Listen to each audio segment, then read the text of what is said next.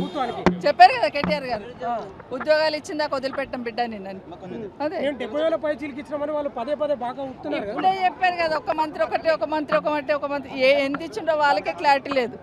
వాళ్ళ క్యాబినెట్లో ఉన్న వాళ్ళ ముఖ్యమంత్రికి వాళ్ళ మంత్రికి క్లారిటీ లేదు. ఇచ్చింటే అంత ధైర్యం ఉంటే అసెంబ్లీలో మేము అడిగాం ఎన్ని ఇచ్చారని. 8,000 12,000 అని చెప్పాడు. మరి దమ్ము ఉండాలిగా చెప్పడానికి. మేము అవి ఉద్యోగాలకు ఎగ్జామ్ పెట్టి మేము ఇచ్చినా కదా, మామని చెప్తా ఉన్నారు వాళ్ళు. ఎప్పుడు నోటిఫికేషన్ ఇచ్చారనేది నిరుద్యోగ యువతకు తెలుసు, ఉద్యోగాలు వచ్చిన సోదరులకు తెలుసు.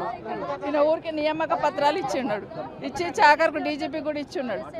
ఆయన ఏమనుకుంటున్నారంటే తనకు అధికారం ఉంది కాబట్టి వెనకాల పోలీసుని పెట్టుకొని ఏమన్నా మాట్లాడవచ్చు అనుకుంటున్నాడు.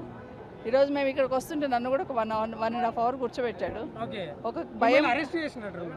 భయం అనేది మొదలైంది అన్నట్టు.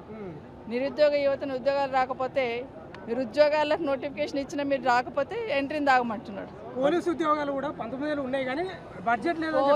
అదే మరి పాలన చేయడం అంటే గదే మరి. కేసీఆర్ గారు ఒక్కసారి 85,000 ఎట్లా ఇచ్చాడు, ఒకేసారి ఎట్లనే శాంక్షన్ తీసుకున్నాం మేము. ఈరోజు నువ్వు ఇచ్చిన నియామక పత్రాలు అవే కదా.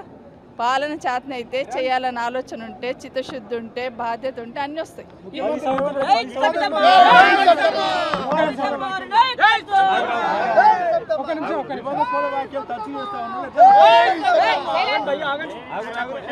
ఒక నిమిషం ఆగండి అబ్బా.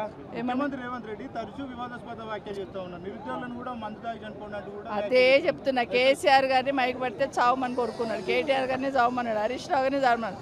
ఆఖరికి నిరుద్యోగ యువత నువ్వు ఇచ్చిన మాట నిలబెట్టుకో స్వామి అంటే మీరు కూడా ఎంట్రీని దాగి సావమని అంటున్నాడు. 2029లో 117 సీట్లతో బంపర్ మెజారిటీతో వస్తున్నామని చెప్తా ఉన్నారు. ఇన్ని రోజులు ఒక మాట మాట్లాడండి కదా రేవంత్ రెడ్డి గారు.